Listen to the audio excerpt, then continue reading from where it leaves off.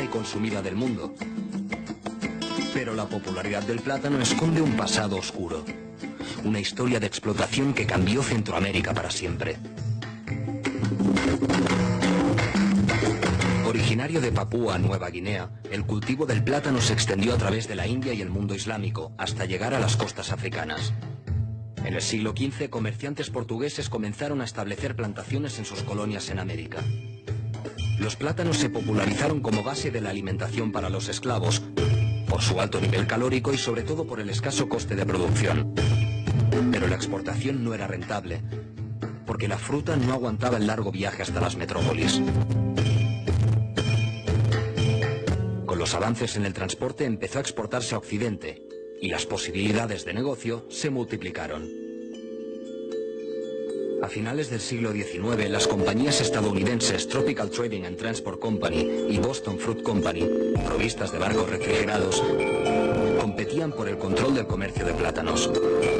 En 1899 las dos empresas se fusionaron y nació la United Fruit Company, que se dedicó a mejorar la infraestructura de Centroamérica para la producción de plátanos. Establecieron radios, trenes y plantaciones en Guatemala, Honduras, Costa Rica, Nicaragua, Panamá y el departamento colombiano de la Magdalena. Llegaron a controlar 1,5 millones de hectáreas de terreno. Sus trabajadores la apodaron el pulpo, porque nada ni nadie escapaba a su control. Para eliminar todos los obstáculos que impedían su expansión, la bananera consiguió dominar políticamente los pequeños países centroamericanos. Así nació la República Bananera, y su máximo exponente fue Honduras. El sistema de las repúblicas bananeras funcionaba así. La United Fruit Company colocaba a dirigentes en el poder. Ellos les daban concesiones de terreno y los contrataban para construir redes ferroviarias estatales, que en verdad eran utilizadas para transportar plátanos. El gobierno rebajaba los impuestos sobre las exportaciones y silenciaba las protestas de los trabajadores. A cambio, la United les ofrecía el apoyo de Estados Unidos.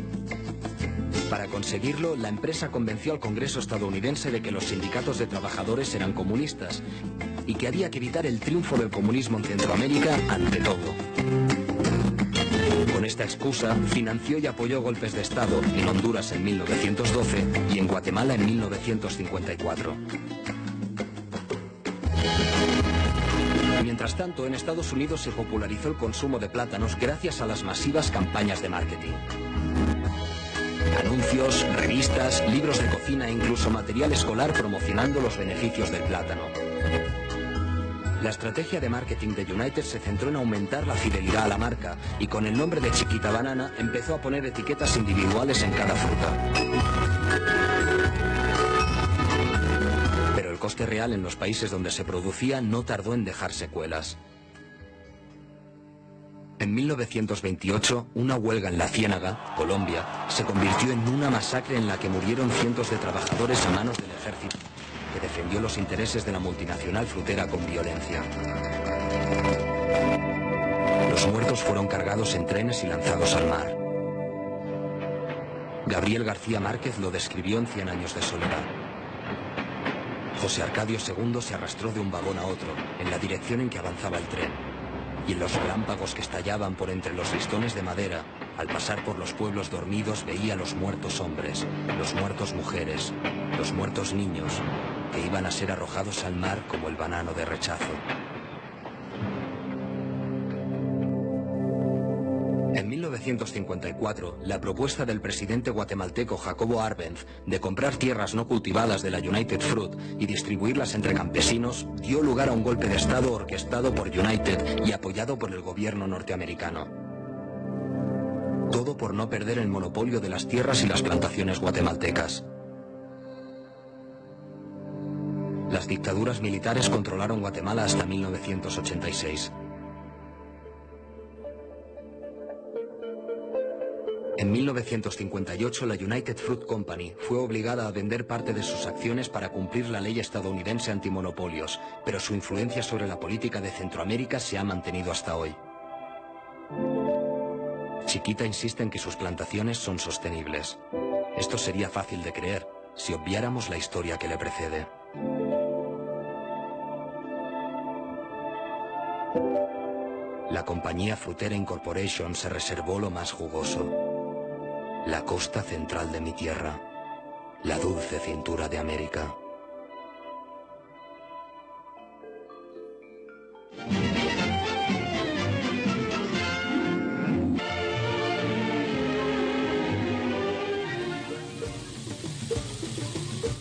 ¿Qué tal? Muy buenos días, bienvenidos y bienvenidas a su programa En la Plaza. Qué gusto saludarles, aunque una semana bastante difícil para Honduras, pero damos gracias a Dios de estar con vida en un país convulsionado, en un país sin justicia y lleno de impunidad. Hoy vamos a abordar varios temas con ustedes, así que quédese con nosotros. Está con nosotros nuestro compañero Wilfredo Godoy Sandres, también nuestro invitado de este día, el doctor Nelson Ávila. Muy buenos días, compañero. Buenos días, Wilfredo. Muy buenos días a usted que nos escucha en todo el territorio nacional. Muchas gracias por estar en sintonía de la plaza. Buenos días, Hilda. Y buenos días, doctor Nelson Ávila. Buenos días también a la compañera Merlin, que acaba de incorporarse. Buenos días a todos. Buenos días, doctor. Buenos días. Buenos días a nuestros queridos siempre, Radio Escucha. La radio está fuera del aire. En Tegucigalpa nada más. Sí, pero vía internet, pues sí, estamos aquí hoy lunes. Así es, bueno, tenemos bastantes temas que abordar esta mañana, Manuel Alvarado, así que vamos de inmediato a de qué se habla en la plaza.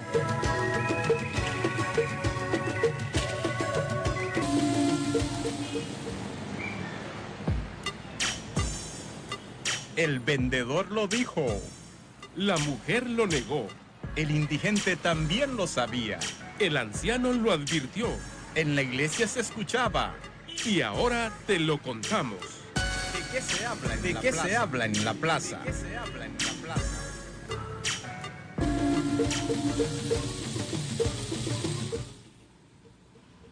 Bueno, dedicamos la canción de entrada a don Telmo Villarreal, señor de 72 años de edad que fue asesinado por los militares, aunque los medios de comunicación han tratado de reducir la noticia diciendo que es un asesinato que se produjo en medio de las protestas, pero no le asignan a nadie la culpabilidad. ¿Cómo murió don Telmo Villarreal? Tenemos imágenes, Cristian, para compartir de esta lamentable situación que se dio el día sábado en Sabá, departamento de Colón.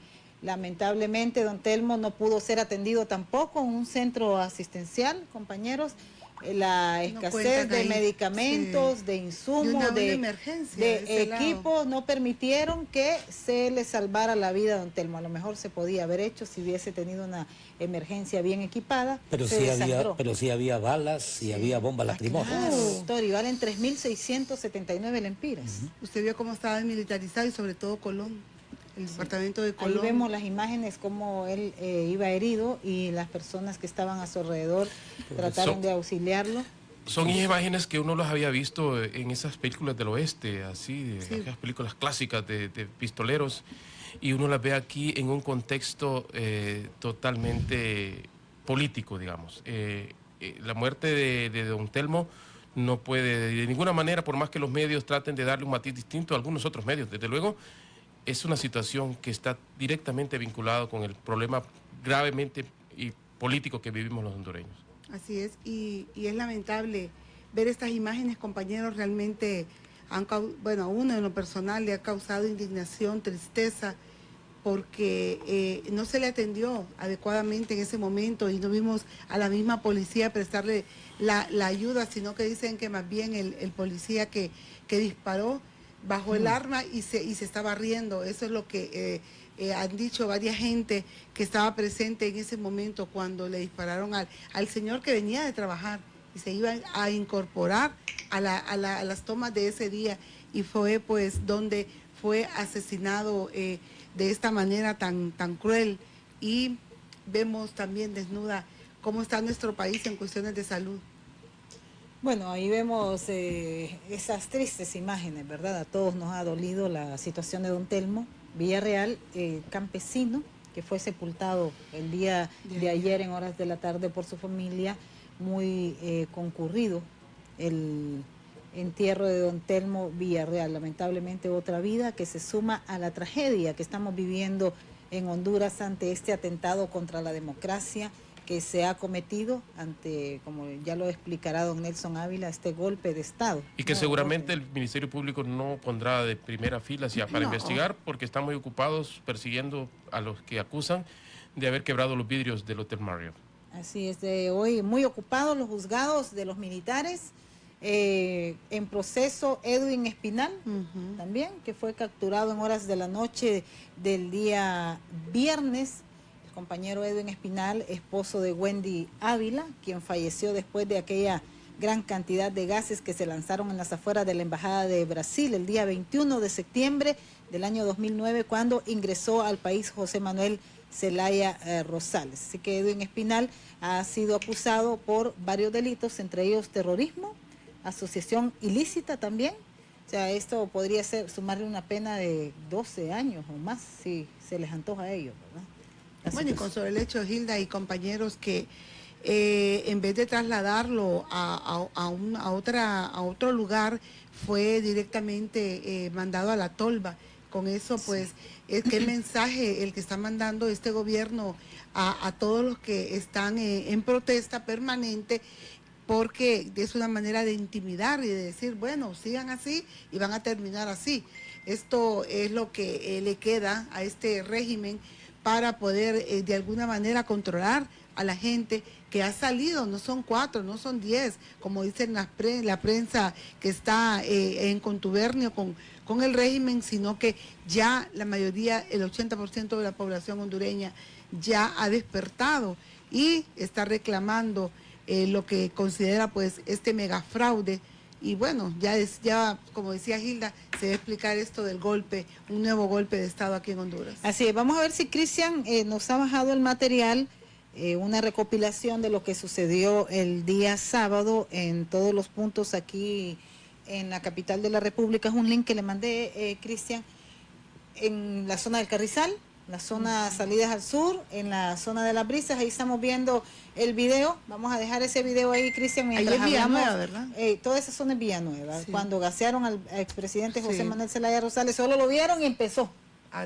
Empezaron a lanzar, ¿no? Hay órdenes estrictas de que donde está el presidente, pues lo gaseen. Ya, Jorge. Y la gente que estábamos ahí también, bueno, se armó un caos ahí, ¿verdad? Porque era una gaseada tremenda. Bueno, y estábamos encerrados entre la salida de Andí y toda la zona que sale a Tegucigalpa. Ahí está el compañero Dazaeb Aguilar, que fue golpeado por una de estas bombas lacrimógenas que le dispararon 2 veces a sus piernas, hasta que con una pues ya le impidieron que siguiera caminando, enyesado porque le rompieron alguna parte de sus tendones. Sí, algo así, ¿no? Él explicó. Entonces ayer. Él va a estar 10 días incapacitado, el compañero Dazaev y que Aguilar. Esperan, según decía él, que no sea más grave. Lo han acusado de que él era el que lanzaba piedras, por favor. Sí, no, hasta bombas molotov. Ahí estábamos nosotros y cuando acordamos habían bombas de los dos lados, entonces la gente no hallaba para dónde correr.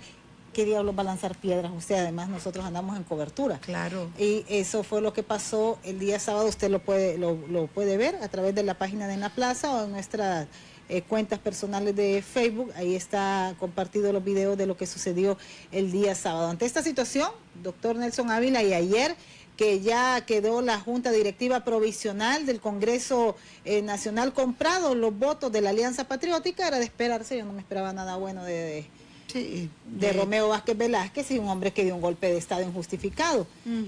Y ya quedó la Junta Directiva Provisional. Obviamente estos votos a lo mejor se van a permanecer para el día de mañana, que se elige la Junta Directiva ya la definitiva. Y lo van a hacer en horas de la madrugada. A lo mejor, la convocatoria, doctor y Nelson Ávila, de apreciación frente a todo esto que está sucediendo. Sí.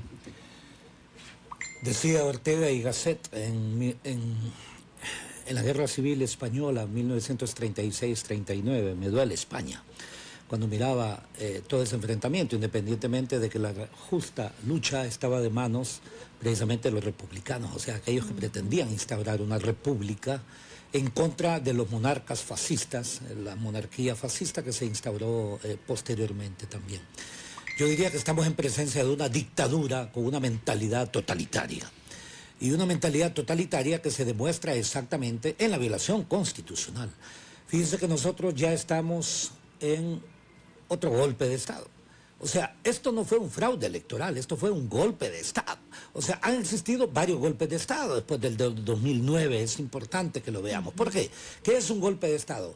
Es un rompimiento constitucional, eso es. Y no hay golpe de Estado al Ejecutivo o al Legislativo o al Judicial. Hay golpe de Estado a todo el Estado. Si usted afecta uno de los poderes, entonces hay golpe de Estado, en general, no solamente a uno. Entonces en el 2009 hubo un golpe de Estado por la eliminación del entonces presidente, precisamente Mel Zelaya. Posteriormente, golpe de Estado hubo con la violación constitucional de la modificación de la Sala de lo Constitucional.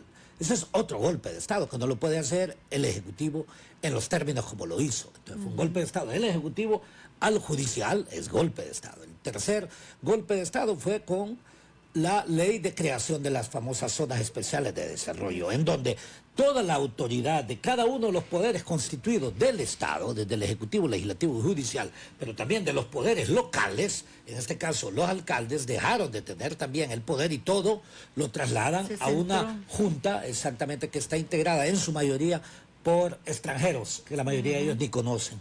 Y entre los hondureños, imagínense quiénes están, para que usted vea cómo las oligarquías planifican todo esto. Está Eval Díaz, está el actual ministro de la presidencia, el que acaban de poner hace unos meses. Está también Ricardo Maduro Just. Esos tres son los que forman parte de la lista, si no mal recuerdo, de 21 miembros de esa junta, de las cuales 18 son extranjeros. Algunos de ellos ni conocen Honduras.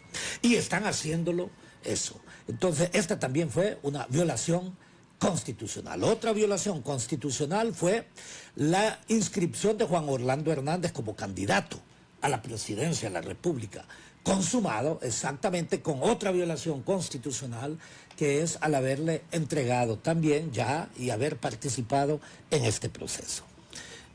Yo sí creo que este fraude electoral que se hizo en realidad es la forma, pero la esencia es que en realidad es un golpe de Estado. ¿Por qué es un golpe de Estado? Simple y sencillamente porque se ha consumado la reelección presidencial, que continúa siendo inconstitucional, ¿no es cierto? Sí. Y es en este contexto que cuando nosotros vemos todas estas imágenes, en realidad, imágenes que asesinan a seres humanos, solamente en diciembre son aproximadamente 40 personas asesinadas por ellos. Y qué curioso, los famosos países dirigidos por gobiernos barbáricos como Europa y los Estados Unidos han reconocido a este régimen corrupto, a esta dictadura, a este totalitarismo. Fíjese que no es de extrañarlo, porque en ellos no prima lo que determina la política, todos ustedes saben, es la ética y la justicia. ¿Existe ética y justicia en los países nuestros? No existe. No. Ahora bien, ¿existe en los países de ellos? Tampoco. No es más que una quimera. Voy a dar un ejemplo. Justificaron la agresión a Libia contra Muammar Gaddafi, diciendo que aproximadamente 440 personas habían sido asesinadas en los últimos 3 meses por Muammar Gaddafi. Ellos justificaron esa intervención, asesinaron miles de personas en 2 meses. El país. Así es, nunca pudieron demostrar que había ocurrido ese hecho. Bueno, en Irak, la cuna histórica, ¿verdad? Que hasta, si le parece, la Torah, el Talmud, la Biblia y todo lo demás relatan exactamente, lo relatan como... La agricultura. Sí, lo relatan también como, sí. No, un lugar santo se podría decir. Es un lugar que es muy interesante también desde la perspectiva cultural. ¿Cuántos millones de personas han asesinado desde 1990? Fundado en la necesidad de implantar democracia. Entonces, yo solamente le puedo decir, estamos en presencia de una dictadura y todos los ciudadanos dignos estamos obligados a parar esta dictadura. Y yo le puedo decir que habemos gente, si le parece, de clase media y gente también de los sectores populares que tiene la legitimidad y la legalidad de luchar contra esta dictadura en todas las formas que cada quien estime convenientes. Yo le voy a decir, yo soy de aquellos que era muy joven en la década de los 70s, e inicios de los 80. Y hubo todo un proceso en Honduras. Y yo le puedo decir que ese proceso generaba que no había condiciones subjetivas en realidad en el pueblo para poder desarrollar luchas guerrilleras. Le puedo decir que las condiciones objetivas siempre han estado dadas. ¿Cuáles son esas condiciones objetivas que han estado dadas? Bueno, aquí hay represión, hay opresión, hay una pobreza exagerada que ha aumentado. Imagínense, un gobierno que aumenta la pobreza, un gobierno que violenta la Constitución, un gobierno que al mismo tiempo entrega la soberanía patria, un gobierno que reprime, aparece como reelecto. O sea, todos sabemos muy bien que esto ha sido una farsa montada internacional y nacionalmente. Entonces, para terminar mi intervención, en Honduras existen ya condiciones subjetivas también para que esta violencia originada desde el Estado, desde la oligarquía y desde los grupos imperialistas, sin duda, porque es una guerra generada por ellos, esa es la violencia. Ellos nos dicen que somos violentos nosotros. ¿Y cuántos han muerto por el lado de esta derecha corrupta y totalitaria? ¿Cuántos han muerto? Nadie, ni uno. Ninguno. Es lo mismo, vea, critican a Venezuela. Y en Venezuela los 150 personas que lamento yo que haya muerto, pero la mayoría son del lado más bien no, y la oposición del chavismo. fue la que, sí, la oposición claro, fue y fueron que... ellos los que comenzaron. Sí. Entonces, los mismos que critican allá y que asesinan acá, en consecuencia, pretenden erigirse en futuro. Yo le puedo decir, y que se me tome la palabra, yo soy un ciudadano digno, yo no soy un súbdito, yo no vivo en una monarquía, y mucho menos aceptaré vivir en una dictadura. De forma tal que todos los hondureños que están en el exterior, todos los hondureños que estamos dentro de Honduras, que somos dignos, pues vamos a luchar con toda nuestra energía, con todas nuestras condiciones, en los escenarios que nos sea posible. A mí me es mucho más posible en estos medios, gracias a estas invitaciones que ustedes me hacen, me es posible en la academia. A veces no me es posible ni en mi propio partido, porque en mi propio partido también he sido oposición dentro de esa oposición, porque yo estoy en contra precisamente de una actitud que no me parece correcta, precisamente de no dar formación política, no organizar a la base, no permitir que...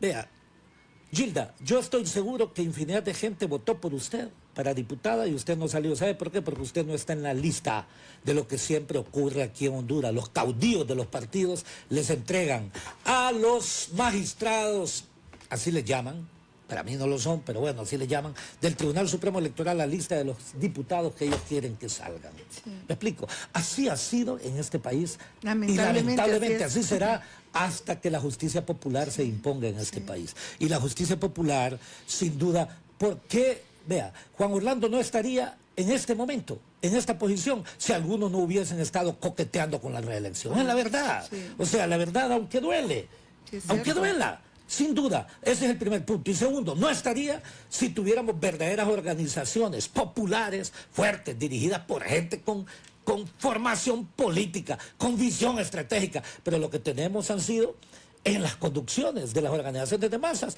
infinidad de personas que se reeligen entre ellos, etcétera, etcétera. No son capaces de trascender. Doctor. Cargos vitalicios. Entonces, que de lo que se trata es que ser autocrítico ¿significa guardar silencio? No, yo creo que ese es el enorme problema. Hay que decir las cosas al frente, porque me está escuchando infinidad de personas en el exterior y acá. Pero, ojo, ese es un elemento a tener en cuenta, pero no es lo que debe determinar nuestra lucha a futuro. Yo confío en que aquellos que no han aprendido de la experiencia, que no aprendieron del primer golpe de Estado del 2009 y los golpes de Estado que se han dado sucesivamente, que trasciendan esa visión electorera. Entendemos nosotros el tema electoral, pero tenemos que trascender, y la única forma de transformar esta nación, de bajar esta dictadura, es que todos los hondureños dignos nos organicemos en silencio, acumulación de fuerzas en silencio, y actuar en todas las formas contra esta violencia que viene del Estado. Entonces, la violencia, dicen que genera violencia. Pues bueno, yo le puedo decir, usted observó cuál fue mi actitud cuando ese mercenario me lanzó un vaso, ¿no? De agua, tranquilo. Entonces, ¿por qué? Porque frente, si le parece a la barbarie, hay que responder, si le parece a usted, con el cerebro, ¿me explico? Sí, pero entonces hay que utilizar ahorita el cerebro para destruir a esta dictadura. Sí. Estamos en un gobierno totalitario. Hay un libro que yo les sugiero que lean del famoso politólogo Hannah Arendt de los países nórdicos. Se llama El origen de los totalitarismos. Y sin perjuicio de que Hannah Arendt, ligado también a su ascendencia judía, se concentra bastante en cómo se desarrollaron estos totalitarismos sobre la base de lo que existe, del racismo también, sin duda, tiene toda la razón. Los totalitarismos generan entonces guerrillas, ¿no es cierto? Sí. Si usted analiza la historia, así ha ocurrido siempre. Por ejemplo, las monarquías que se convirtieron en totalitarismos, entonces tuvieron su revolución. La Revolución Francesa, por ejemplo, es el primero.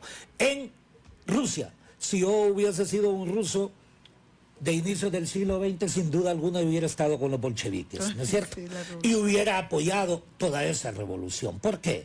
Bueno, a propósito, ayer se cumplieron 94 años de la muerte a los 53 años de uno de los principales pensadores y políticos que ha habido en el mundo desde que nació a fines del siglo XIX y murió pues en 1924, Vladimir Ilich Ulyanov Lenin, quien en realidad para todos aquellos que lo atacan sin conocerlo, les sugiero que lean 3 fuentes y 3 partes integrantes del marxismo. Óigame, las palabras y todo lo demás no se van a morir con que lean un libro tan importante como ese. Segundo punto, el Estado y la Revolución. El tercero, el imperialismo, fase superior del capitalismo. Simplemente el qué hacer, si les parece. Esos 4 libros, no digo más porque para que los apunten de una u otra forma, para que podamos entender también el momento presente en Honduras. Bueno, creo que Will tenía una interrogante, Willito, por ahí. Mi pregunta es, ¿por qué tiene tanta fuerza este grupo que se mantiene en el poder? ¿Y cuál es la verdadera fuente de poder? ¿Y por qué se mantiene cohesionada este grupo que dio un golpe de Estado en el 2009 para salvaguardar el poder que vieron amenazado con un movimiento que tenía un matiz distinto a como tenían la costumbre de hacer las cosas ellos? Sí, muy buenas preguntas. En realidad nosotros estamos en la tercera fase del golpismo. La cuarta fase del golpismo. El golpismo como anticultura política que descansa más bien en el apoyo que tiene de sectores absolutistas y sectores violadores de la Constitución, corruptos, muchos de ellos, muchos extremistas de derecha. Eso lo podemos observar nosotros cuando vemos los diarios de hoy y las organizaciones políticas que se han aliado con el Partido Nacional. O sea, la UD se ha convertido en una estructura política de derecha. Algunos de nosotros fuimos fundadores precisamente de lo que después se constituyó en UDE y yo lamento en realidad que haya sido retomado y tomado por mercenarios y esos partidos... esto. Entonces, la cohesión de ellos descansa en una cohesión ideológica, pero también descansa en una cohesión antiética sobre lo que es el concepto del poder. La ideológica es que en su mayoría de ellos son extremistas de derecha, en su mayoría, y ¿qué los liga? Bueno, el control del poder para los efectos al mismo tiempo de generar mucho mayor riqueza personal, pero también de imponer sus propias formas de pensar para tener un pueblo sumiso, un pueblo sometido precisamente a sus intereses. Otra fuente de poder, sin duda, son los sectores imperialistas de extrema derecha que funcionan sobre todo en el Pentágono en los Estados Unidos y que en los Estados Unidos para mantener cierto equilibrio habían logrado que en el Departamento de Estado hubiese gente un poco más, si les parece a ustedes, o sea, menos de derecha, pero en realidad lo que ha ocurrido es que paulatinamente aún el Departamento de Estado en los Estados Unidos no tiene diferencia ideológica con respecto a la visión militarista, ultramontana y reaccionaria del Pentágono. Esa es mi primera reacción a sus preguntas. Bueno, además de la pregunta de Will, doctor, presentamos un video en nuestra página de Facebook sobre las repúblicas bananeras, ¿no? Sí, toda la crisis, el conflicto político y económico que se vino a nuestros países, lamentablemente, a causa de la comercialización del banano y de estas transnacionales que ahora han matizado. Perdón, y se ve Honduras, El Salvador, Guatemala, ¿verdad? Así es, una de las provincias de Colombia también, cómo fueron consolidando el poder. Sí. Creo que vamos a ver si Manuel Alvarado nos deja unos minutitos, por favor, este segmento histórico de las Repúblicas Bananeras para que lo escuchemos junto al doctor Ávila y también nuestros oyentes que no lo pudieron ver a través de la página de Facebook. Probablemente hoy hayas comido un plátano. Es la fruta más exportada y consumida del mundo. Pero la popularidad del plátano esconde un pasado oscuro. Una historia de explotación que cambió Centroamérica para siempre. Originario de Papúa Nueva Guinea, el cultivo del plátano se extendió a través de la India y el mundo islámico hasta llegar a las costas africanas. En el siglo XV, comerciantes portugueses comenzaron a establecer plantaciones en sus colonias en América. Los plátanos se popularizaron como base de la alimentación para los esclavos, por su alto nivel calórico y sobre todo por el escaso coste de producción. Pero la exportación no era rentable, porque la fruta no aguantaba el largo viaje hasta las metrópolis.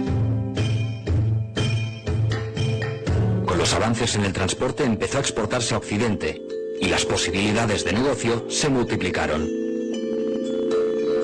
A finales del siglo XIX, las compañías estadounidenses Tropical Trading and Transport Company y Boston Fruit Company, provistas de barcos refrigerados, competían por el control del comercio de plátanos.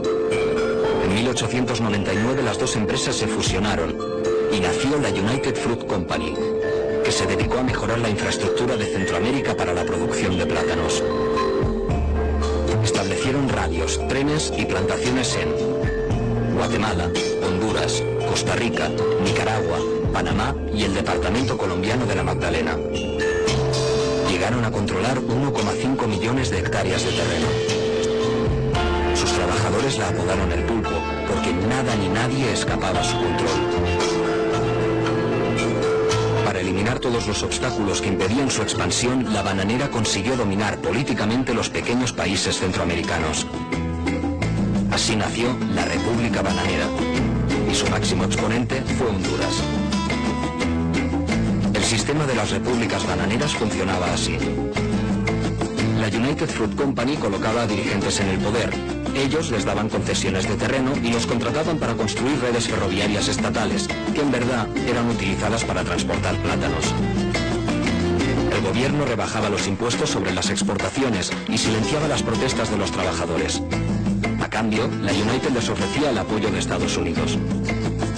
Para conseguirlo, la empresa convenció al Congreso estadounidense de que los sindicatos de trabajadores eran comunistas y que había que evitar el triunfo del comunismo en Centroamérica ante todo. Con esta excusa, financió y apoyó golpes de Estado en Honduras en 1912 y en Guatemala en 1954. Mientras tanto, en Estados Unidos se popularizó el consumo de plátanos gracias a las masivas campañas de marketing. Anuncios, revistas, libros de cocina e incluso material escolar promocionando los beneficios del plátano. La estrategia de marketing de United se centró en aumentar la fidelidad a la marca y con el nombre de Chiquita Banana empezó a poner etiquetas individuales en cada fruta. Pero el coste real en los países donde se producía no tardó en dejar secuelas. En 1928, una huelga en La Ciénaga, Colombia, se convirtió en una masacre en la que murieron cientos de trabajadores a manos del ejército, que defendió los intereses de la multinacional frutera con violencia. Los muertos fueron cargados en trenes y lanzados al mar. Gabriel García Márquez lo describió en 100 años de soledad.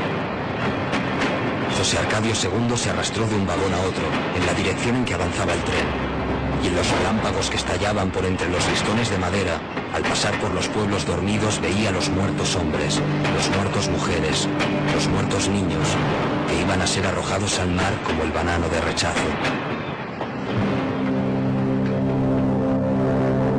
En 1954, la propuesta del presidente guatemalteco Jacobo Arbenz de comprar tierras no cultivadas de la United Fruit y distribuirlas entre campesinos dio lugar a un golpe de Estado orquestado por United y apoyado por el gobierno norteamericano. Todo por no perder el monopolio de las tierras y las plantaciones guatemaltecas. Las dictaduras militares controlaron Guatemala hasta 1986. En 1958 la United Fruit Company fue obligada a vender parte de sus acciones para cumplir la ley estadounidense antimonopolios, pero su influencia sobre la política de Centroamérica se ha mantenido hasta hoy. Chiquita insiste en que sus plantaciones son sostenibles. Esto sería fácil de creer si obviáramos la historia que le precede.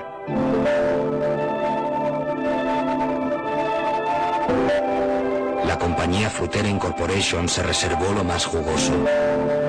La costa central de mi tierra. La dulce cintura de América.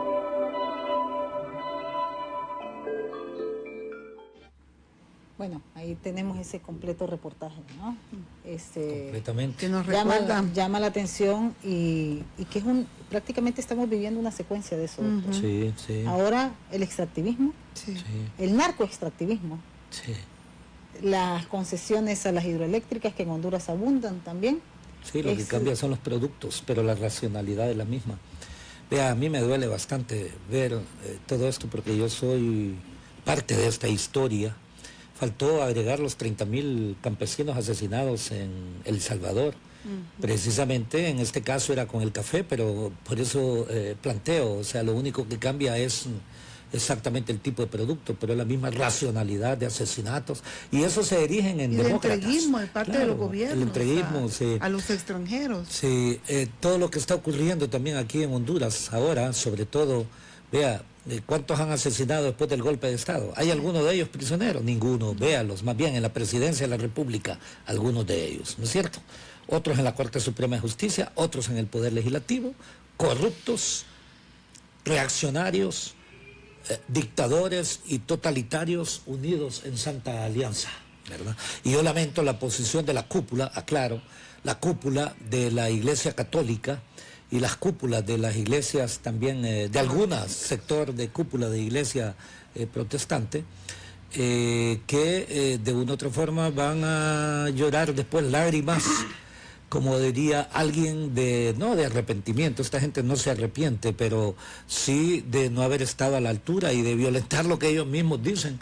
Ellos dicen que representan a Jesús. Si Jesús viviese en este momento, nosotros sabemos de qué parte estaría. Doctor, ¿no? ¿está Honduras siendo usada en un laboratorio para implementar o para impulsar el extractivismo por toda América Latina? Buena pregunta. Probablemente no el extractivismo como tal, sino que todo lo que son todos los mecanismos de reproducción del sistema. Mire, todo sistema político, pero también el sistema mismo orgánico, existe por 4 formas de funcionamiento. El primero es las formas de regulación.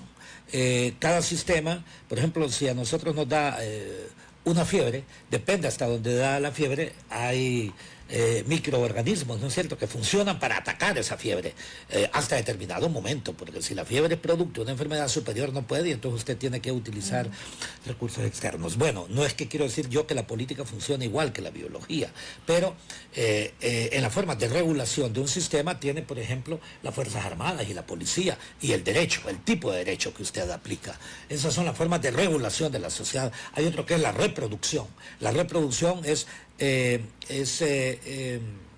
de una u otra forma coexistir sobre la base de las mismas formas de pensar, de las mismas formas de actuar, etcétera, etcétera. Y dentro de esta regulación y reproducción hay una tercera necesidad, que es la necesidad de acumulación. Entonces, porque su pregunta va hacia ese tema. Entonces, en este momento se acumula por industria extractiva, sin duda alguna, ¿verdad? Como ocurre en la mayoría de los países nuestros, pero también se utilizan los servicios aeroportuarios, o sea, el control de los puertos, el control de la red vial, el control, vea, ya se privatizó el puerto del Enecán, ¿no es cierto? Sí. Está privatizado también desde hace tiempo Puerto Cortés. ¿Y cómo se privatiza? A través de la administración. ¿Y qué es lo que se administra? Las ganancias. ¿Y que usted quiere administrar la empresa? No, lo que ellos pretenden es administrar las ganancias. Es lo que ha ocurrido con la privatización de la ANE. La ANE la privatizaron desde hace tiempo. ¿Cómo? A través de tarifas elevadas. ¿Y quiénes son los dueños de las empresas que generan y transmiten energía? Bueno, véalos en los partidos políticos golpistas, sin duda alguna.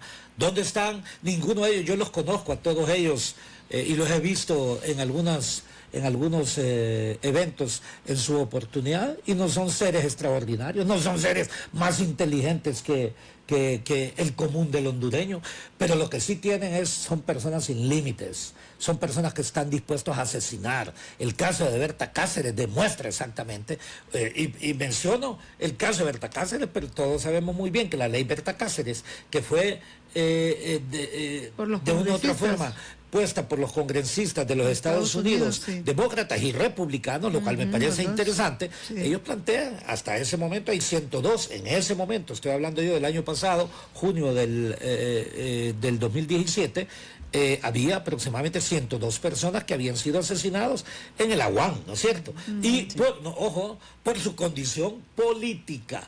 Entonces, en este contexto, yo solamente le diría que esto es parte de la forma de acumulación, entonces la represión forma parte de eso. Es decir, lo que debemos entender es que no se trata de controlar simplemente los recursos naturales, como el agua, el oro, sino de toda forma de generación de ingresos. Toda forma, así es, sobre todo los servicios, por ejemplo. Para usted hacer mucho más productiva la función de la industria extractiva, necesita buenas telecomunicaciones, ¿no es cierto? Necesita también buena red vial, necesita buenos puertos. Entonces controlan todo controlan, sí, lo previo, o sea, desde las tierras y la producción hasta la misma exportación. Y también controlan al Estado a través de generar costos cada vez más bajos. Por eso usted tiene la racionalidad de estrategias políticas, económicas, de devaluación, por ejemplo. La devaluación es un impuesto directo al pueblo, porque cada vez más, sobre todo en una nación como la nuestra, lo que es altamente importadora, la devaluación significa un aumento de precios para todos los demás, o sea, una disminución de salarios, un aumento de ganancias para estos tipos. O sea, el modelo es racional para su propio Y frente a esta monstruosidad, claro, que usted nos está describiendo, sí, ¿qué actitud deberíamos de tener? Es decir, bueno, yo creo que podríamos decir, puchica, este es un monstruo, no podemos enfrentarlo. Claro, pero por otro lado podemos decir, es un monstruo que nos está quitando todo y debemos enfrentarlo. Muy bien, debemos enfrentarlo por una sencilla razón, porque nosotros vivimos en, que yo sepa, es una república que no es independiente sin duda, que no es soberana tampoco, pero que no es libre tampoco, pero es a nosotros que tenemos que construirlo. Ese monstruo no está midiendo también, doctor, la capacidad de reacción del pueblo. Sí, un pueblo que está sumergido en la pobreza, 200.000 nuevos pobres se sumaron a Honduras el año anterior. Exactamente. Un pueblo que aunque sean parte los militares de esa población que andan reprimiendo en las calles, va a llegar un momento en que tampoco ellos van a soportar. No, y están alienados. O sea, y la lógica nos dice que la situación se puede tornar insostenible tanto para el gobierno como para los líderes de la oposición. Porque una cosa es lo que puede coordinar José Manuel Zelaya Rosales, Salvador Narrala, Luis Zelaya, y otra cosa es lo que el pueblo esté dispuesto a tolerar y a reaccionar. Y el pueblo demostró que está adelante de todos esos liderazgos. El pueblo se ha autoconvocado, ¿verdad? Ahora que se diga de tales días a tales días, no, hombre, el pueblo se ha autoconvocado. Sí. Y se va a autoconvocar no solamente en las calles, cuando vean que en las calles lo reprimen, entonces el pueblo va a tomar sus propias formas de lucha. Y esa forma de lucha es una lucha justa. Frente a la guerra injusta, la lucha justa. Y la lucha justa es la lucha del pueblo. Le adelanto lo que usted dice. Vea, cuando yo venía esta mañana hacia acá, está tomada la salida hacia el Zamorano, ¿no es cierto? Entonces había infinidad de militares. Y yo me paré en mi vehículo y les dije, muchachos, fuera, jo. Y había como 100 militares ahí. ¿Sabe lo que hicieron? ¿Sabe lo que hicieron? Se rieron. Infinidad de ellos agacharon la cabeza. Psicológicamente yo sé lo que eso demuestra. Demuestra simple y sencillamente, exactamente, que hay un montón de militares y policías que saben muy bien que esta es sí, que están a la fuerza. Exactamente, muchos de ellos. Pero claro, tienen una serie de corruptos que dirigen el Estado Mayor Conjunto y también la policía, y nosotros, le adelanto, a algunos ciudadanos les fuimos a decir, todos ustedes son unos traidores.